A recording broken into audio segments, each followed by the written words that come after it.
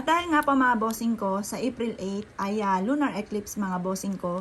Ingat po kayo mga bossing. Pero sinasabi nila, wala naman daw po yun. Pero kapag ka naniwala ka sa mga ganito mga bossing ko, wala namang masama na subukan po natin mga bossing ko. Lalo-lalo na kung sinasabi po nila na maaaring ikaw ay malasin or maka-absorb ng mga negatibong enerhiya or magkaroon ka ng karamdaman. Isa rin kasi ako sa mga paniwala sa mga ganyan. Lalo-lalo na kung hindi naman po ikasasama natin. Ngayon po mga bossing, gawin nyo po ito mga bossing ko bago mag-lunar eclipse or kaya sa mismong araw. Kasi ng 3:08 ng hapon, tataklob kasi mga bossing ko yung buwan sa araw. Medyo magdadag-im. Ngayon po, 3 seconds lang po yun mga bossing ko. 3 seconds lamang. Kasi 3:11 ng hapon, magbabalik ulit sa dati mga bossing.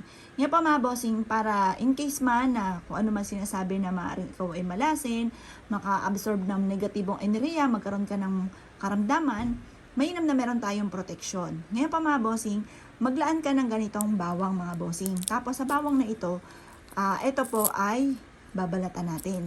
Ngayon po mga bossing, isusulat nyo po dito ang inyong tunay na pangalan. Pwede rin gawan nyo po yung inyong pong mga anak. Isulat nyo po. Pero dapat dadalhin po nila ito mga bossing. Ngayon pa mga bossing, ganito lamang po. Isulat po natin, sample lang ito ha. Apple, sample lang ito mga bossing. Pangalan nyo po, isusulat po ninyo. Apple, Pagyo. Mga alas 7 ng umaga, gawin nyo po ito. Ang lunar eclipse mga bossing ko ay magsisimula ng 3:08 PM ng hapon.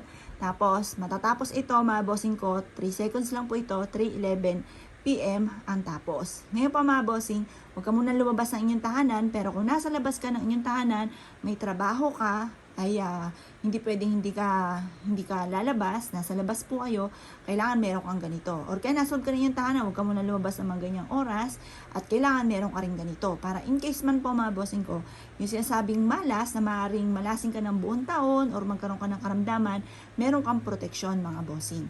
Ngayon pa mga bossing, kung ikaw ay naniniwala, kasi ako mapaniwala ako sa mga ganito mga bossing, wala namang masama, lalo na kung ikabubuti natin. Pero kung ikasasama ninyo, bakit nyo naman gagawin mga bossing? Pero kung ikabubuti po ninyo mga bossing, lumarga po kayo mga bossing ko, dahil maaaring magdulot po ito sa inyo ng swerte.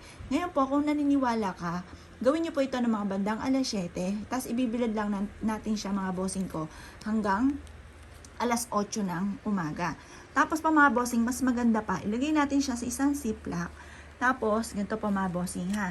Lagay natin sa isang ziplock or sa isang pouch. Tapos, yan, lagay natin. Tapos, haluan natin to ng konting asin mga bossing. Tapos ito, ilagay nyo na sa inyo pong bulsa. At kahit saan kayo magtungo, pero sinasabi nila 3 seconds lang naman, kumanlong ka, huwag ka sa mismong wala kang kalong sa bubong mga bossing. Kailangan nasa ilalim ka ng bubong. Pumasok ka na sa mga ganyang oras at huwag kang palakad-lakad doon sa walang bubong at maaaring maka-absorb ka ng mga negatibong enerhiya. Kaya kung kayo gagawa ng ganito mga bossing, good luck po sa inyo po lahat.